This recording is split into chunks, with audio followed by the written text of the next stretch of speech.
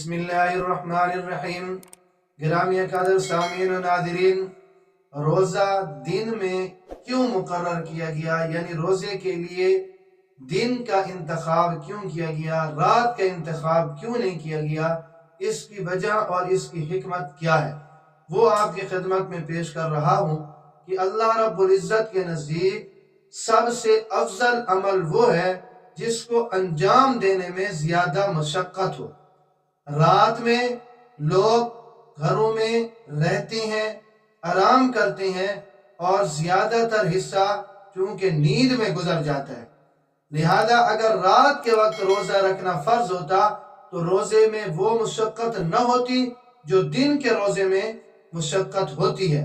حالانکہ جو اجر عظیم ملتا ہے، دائمی مغفرت ملتی ہے، وہ اس مشقت کو برداشت کرنے کی وجہ سے ملتی ہے۔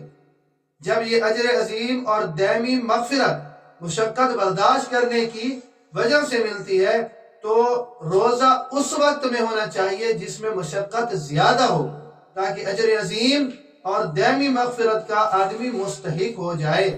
تو اس لیے اللہ رب العزت نے دن کا انتخاب فرمایا کہ دن کے روزے میں، اور یہی اگر گرمی کا موسم ہو تو پھر گرمی میں زیادہ مشقت ہوتی ہے روزے کی حالت میں، تو اس لیے اس کا ثواب بھی زیادہ ہے۔ تو اللہ رب العزت نے دن کا انتخاب اس لیے فرمایا تاکہ یہ مشقت برداشت کریں اور مجھ سے اس کا ثواب پائیں۔ تو یہ حکمت اور یہ وجہ ہے آپ کی خدمت میں پیش کر دی۔ اللہ رب العزت ہمیں روزوں کی اور رمضان المبارک کی قدردانی کی توفیق نصیب فرمائے۔